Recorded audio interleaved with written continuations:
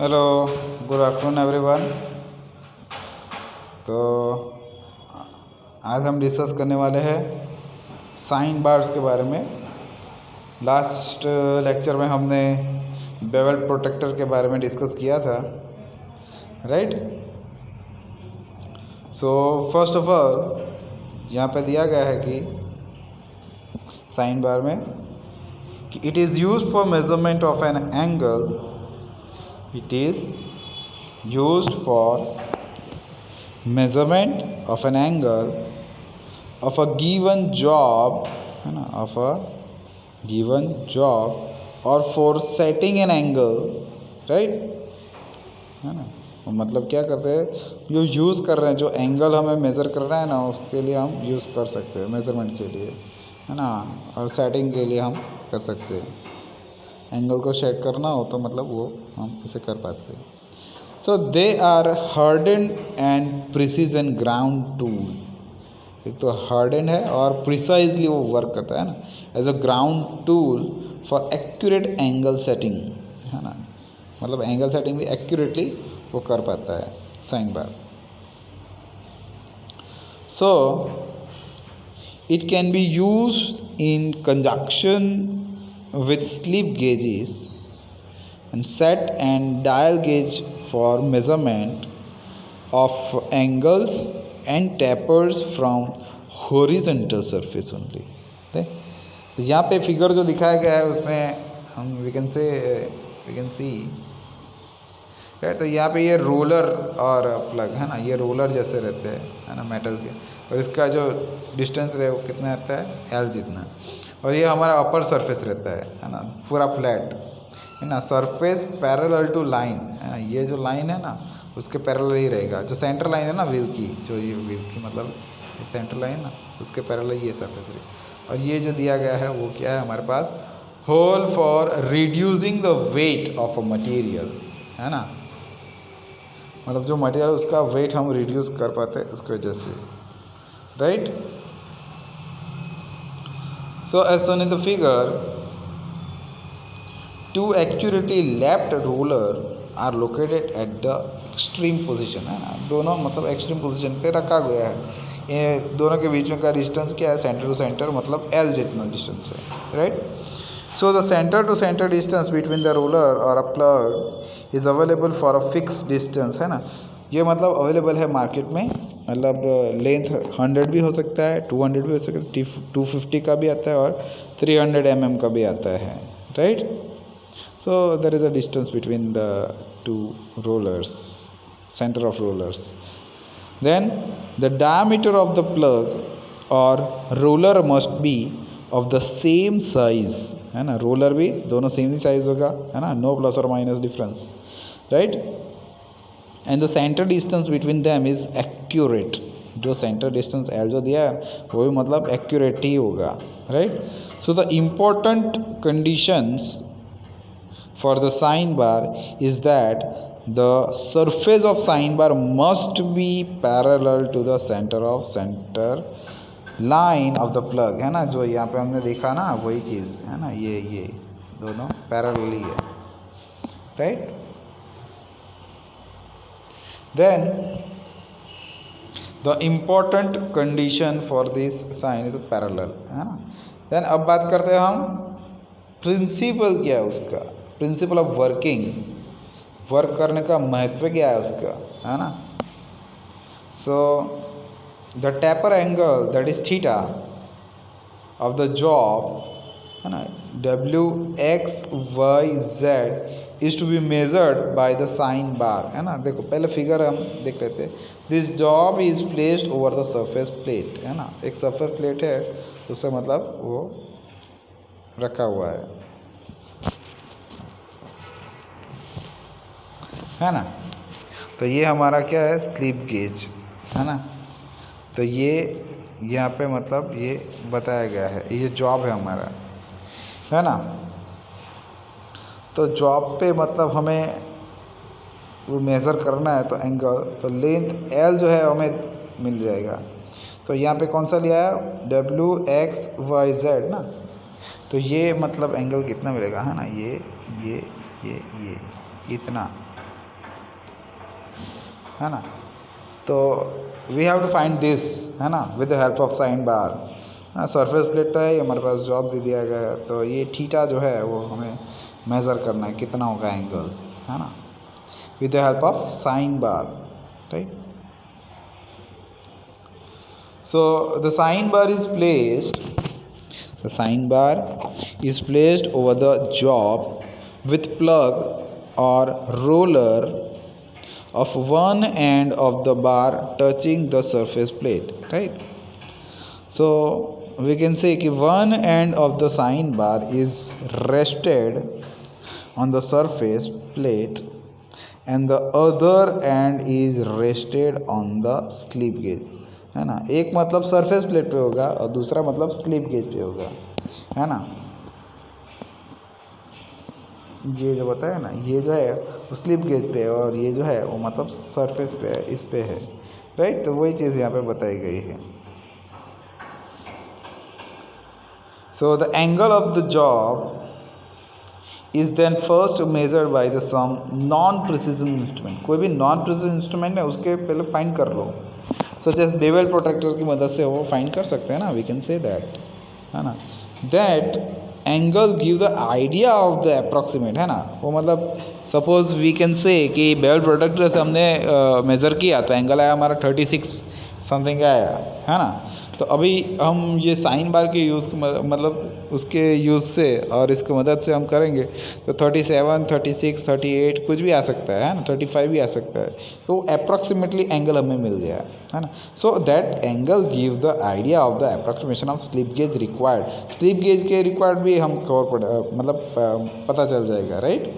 So at the other end of the sine bar, है ना, so we can say that, and actually or we can say finally the exact number of slip gauges are added to height h, है ना। तो h height पे मतलब कितना slip gauge add करना है उसके हिसाब से हम देख लेंगे। सो such that the topmost slip gauges touches the lower end of the roller, है ना यार। तो यहाँ पे साइड में ट्रायंगल जैसा बताया गया ना, तो वही तो हमें फाइंड करना है ना। तो स्लिप गेज एच डिस्टेंस पे मतलब हमें रखना है ना, हाइट जितना, राइट, है ना। ये मतलब ये हमें बताया गया ना, ये वाला, राइट। तो उसके हिसाब से हम देख सकते हैं। So the height of the slip gauge are required is then measured, है ना, required is then measured, right. So then the taper angle can be measured by making sine bar जो है ना as a hypotenuse of right angle triangle and, है ना, and slide gauge as opposite side to the triangle as shown in the figure, है ना। जैसे कि हम इसको बोल सकते हैं ना, ये साइन, ये कॉस, ये टेन, है ना, हाइपोटेनियस, है ना, अपोजिट साइड, है ना। We can say that sine theta is equals to opposite divide by hypotenuse, है ना, ठीक है ना। ये मतलब अपोजिट साइड और ये हाइपोटेनियस। अगर कॉस फाइंड करना होता तो कॉस फाइंड करना होता ये डिवाइड बाय ये, है ना, we can say that, right. सो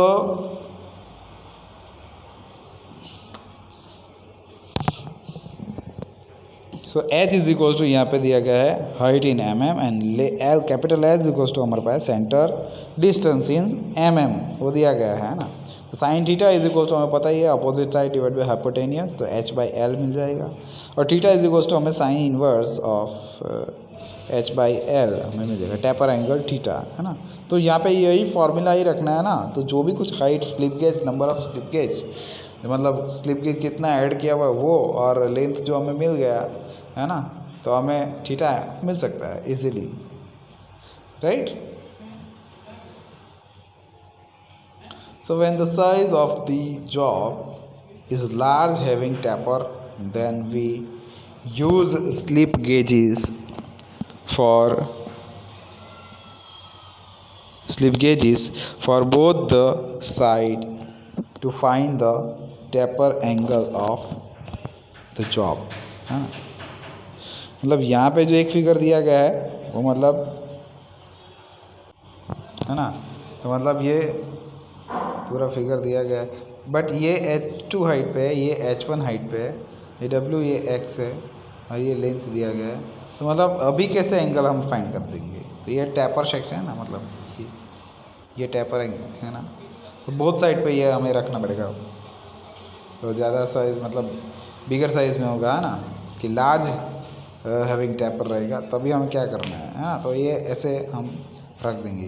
तभी हम क्या करेंगे, तो H1 माइनस H2 जो है वो कर देंगे, है ना, उसका हाइट और इसका हाइट करके मतलब H2 माइनस H1 कर देंगे, तो वो जितना बचेगा वही हमारा एंगल मिल जाएगा, है ना। तो 2 थीटा हो जाएगा, तो taper angle theta is equal to मतलब opposite side divide by hypotenuse, वही हो जाएगा।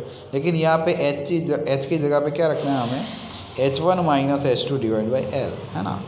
और H1 माइनस H2, अगर टोटल टैपर एंगल हमें मेज़र करना है तो उसके हिसाब से 2 थीटा ले रहा है, और 2 थीटा टू क्या हो जाएगा, मतलब sine inverse H1 H2 divide by L, है ना, H1 minus H2 divide by L हो जाएगा, right. Now for a small component, the component और work piece can be placed over a sine bar as shown in the figure, है ना, देखा हमने। तो job is held on the sine bar with some suitable accessories, है ना, suitable accessories हमें चाहिए, right। So the dial indicator are provided at the top position of the reading is taken at A position, है ना, उधर dial indicator लगा हुआ है, तो उसके हिसाब से हम कर सकते हैं। And the dial indicator is then moved to the right hand side and the reading is taken at a positive, मतलब टेकन इज पोजिशन बी पे हम रीडिंग ले लेंगे, है ना। यहाँ पे भी स्लिप गेज वो वगैरह यूज़ किया हुआ है ना, ये यहाँ पे रख दिया है ना, यहाँ पे, है ना, वी कैन से दैट, ऐसे हमें पता है, राइट। थीटा हमें मेज़र करना है, तो we can say that.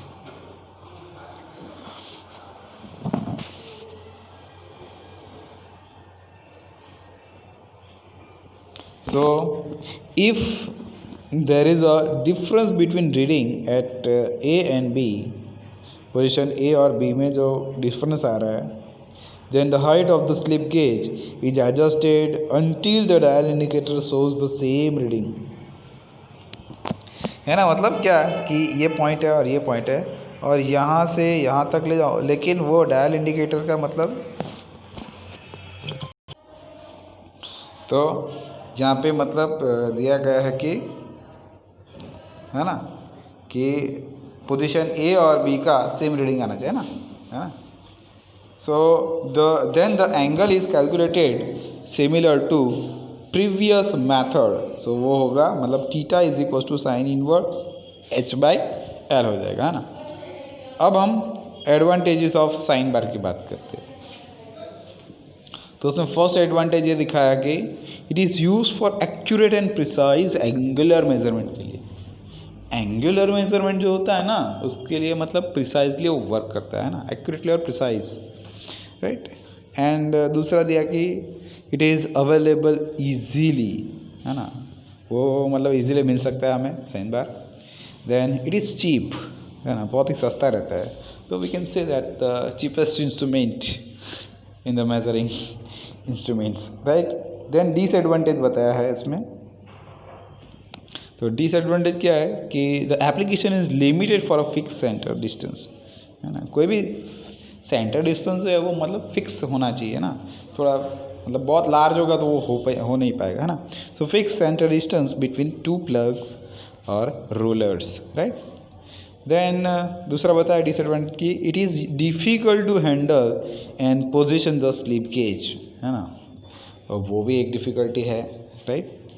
If the angle exist 45 degree, है ना, एग्जिस्ट 45, तो sine bar are impracticable and inaccurate, है ना, वो मतलब 45 तक तो अच्छा रहेगा, उससे ज़्यादा तो मतलब डिफ़िकल्ट है ना। Then large angular error may result due to slight error in a sign bar, right। large angular error रहेगा तो मतलब में रिज़ल्ट वो जो है वो थोड़ा बहुत एरर रह जाएगा, है ना, साइन बार में, राइट।